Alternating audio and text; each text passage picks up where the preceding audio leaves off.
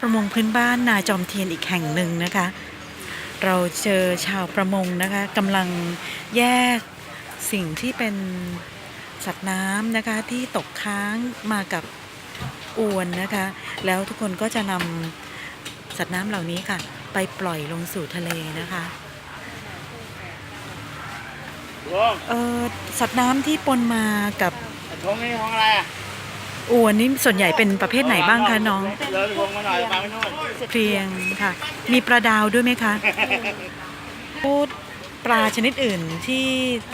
เป็นปลาอนุรักษ์มีติดมาบ้างไหมคะมีแต่ว่าส่วนน้อยค่อนข้างน้อยนะคะ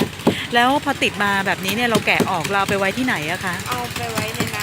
ำเอาไปไว้ในน้ำใช่ไหมคะหมายถึงว่าเอาไปปล่อยในทะเลใช่ไหมคะ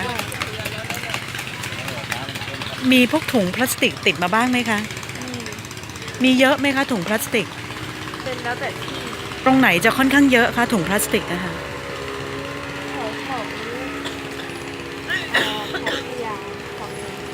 ด้านโน้นใช่ไหมคะว่าตรงที่มีกิจกรรมการท่องเที่ยวเยอะๆใช่ไหมคะถ้ามีอุปกรณ์ที่จะแยกถุงพลาสติกออกจากอวนน้องคิดว่าดีไหมคะดีนะคะเพราะว่าจะได้แยกถุงพลาสติกออกมาจากปลาที่เราจะนำไปปล่อยใช่ไหมคะใช่ค่ะและนี่ก็คือประมงพื้นบ้านนะคะที่นาจอมเทียนจังหวัดชลบุรีนะคะเห็นว่าทุกคนเห็นด้วยนะคะว่าควรที่จะมีการแยกนะคะเอาถุงพลาสติกออกกับปลาที่จะนำไปปล่อยนะคะที่ติดอวนมาค่ะเพราะว่าพลาสติกนั้นติดเข้ามากับอวนด้วยนะคะ